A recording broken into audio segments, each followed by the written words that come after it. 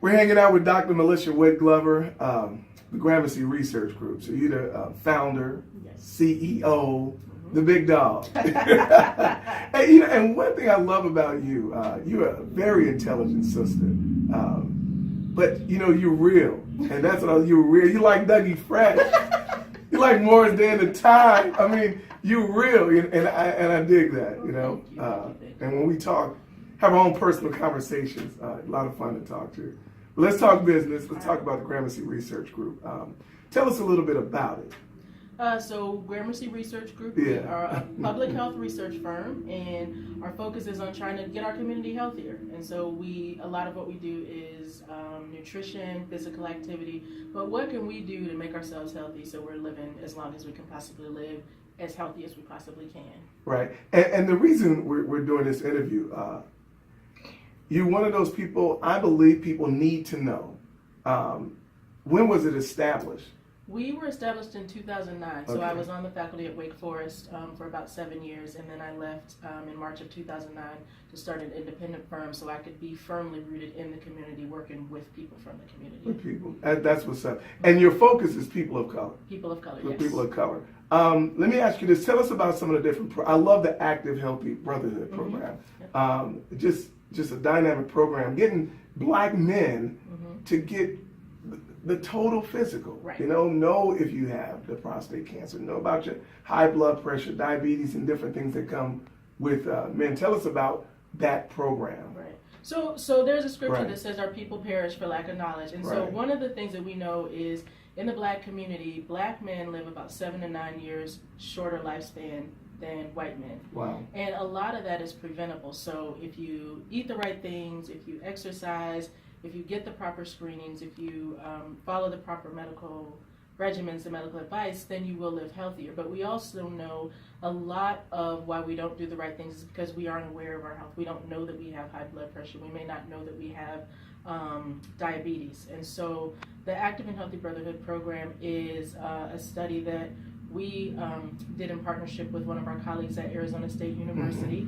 And it is written by black men. It's written for black men. Wow. So we asked black men, what's important to you about health? What do you want to know? What do you want to improve? What things do you need to know?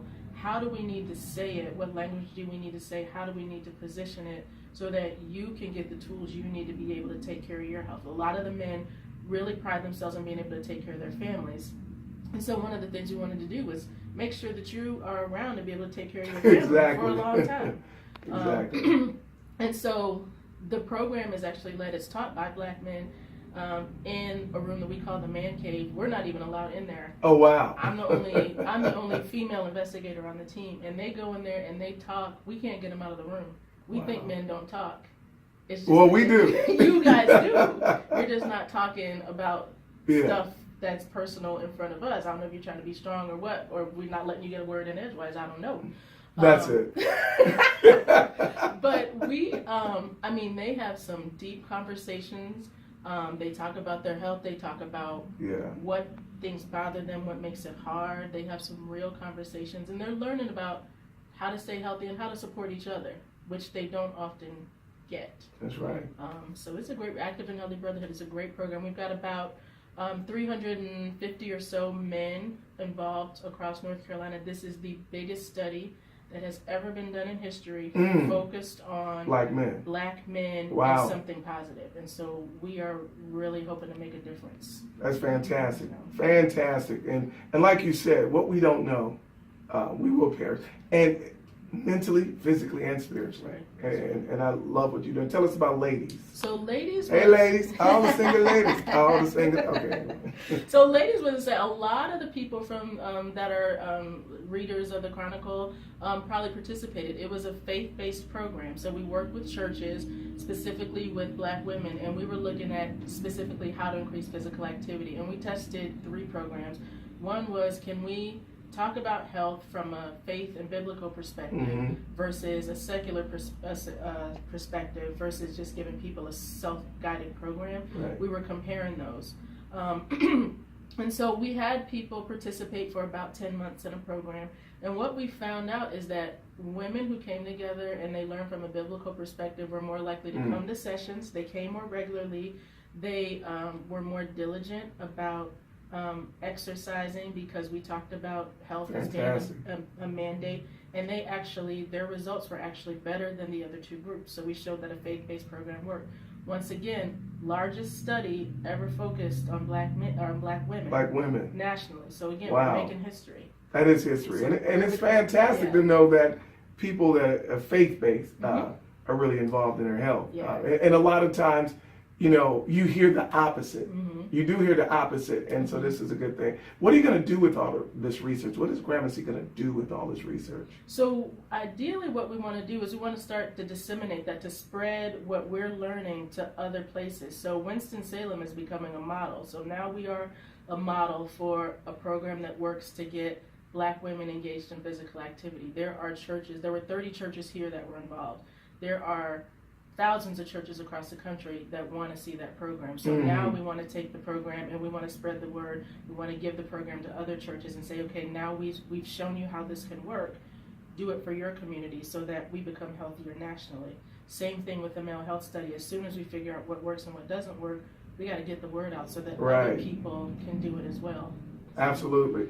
I know I've been in radio for a minute, and I get involved in forums and city hall meetings, parent conference meetings, school board meetings, things that matter to the black community, the things that we need to participate in. I don't see the numbers like we should. I mean, a Jay-Z concert sell out just like that. Entertainment, it seems to be the thing. But when it comes to what's going to make our communities better, our health better, we don't seem to get the numbers that's necessary. Right. So there are lots of people watching this interview. What would you say to them why it's important for people of color to participate in the research with Gramercy? I would say it's important to participate in research with Gramercy or anything else because the solutions that come from research are the things that are disseminated for everybody. If we don't participate, we don't know if the solutions that people are coming up with work for us. So there's lots of studies that have been done to figure out like which types of drugs like Tylenol or those kinds of things are supposed to work to reduce pain, to lower blood pressure. We don't know if those things work the same way for us as they work for other people. There are solutions that are out there, but we may have to tweak them a little bit so that they'll work for us just like they work for everybody else. When we don't participate, we don't have the answers that work for our community. Fantastic. And you see lines when you look at data, you see lines where people's health is improving, but there's always a gap like this. So people's health is improving, but you don't see that narrowing because we're not improving at the same rates as other people because we're not at the table. Right. And there are things that we know from a community perspective about how to improve our health. We're not at the table to provide the information so people know what to work on. Right. So we've got to have our voice. Everyday people. They're not at the table saying, here's what happened to me. Right. And I'm diabetic and here's what I'm going through. Well, let us work on helping you find out how to cure that. Right. And in a lot of the cases naturally, because I believe that's a lot of what's affecting us is we don't turn to natural medicines and a different education that Gramercy has to offer. And it doesn't even have to be. It doesn't have to be natural medicine. There's a study that shows that compared to a drug called metformin, if you exercise and eat 5 to 9 servings of fruits and vegetables a day and lose weight, you reduce your chances of diabetes at a greater rate than taking medication. So exercising, eating right, and losing weight works better than medicine. But we would rather pop a pill because that's easier to do. Right. Exercising and eating right, reducing your salt intake, reduces your blood pressure as much as one medication. You can heal yourself. You can heal yourself. With just the effort. Right. And these are just some simple little things you learn when you do community forums. When Gramercy research is out in the community on a regular basis, when you hear the name Gramercy, please get out there and participate because they're saving lives. And I'm sure that people are watching right now going, wow, I need to get to their next event. All right.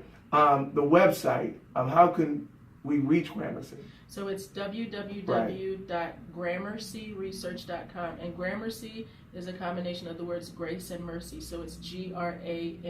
All right, amen. That's right. Right on, sister.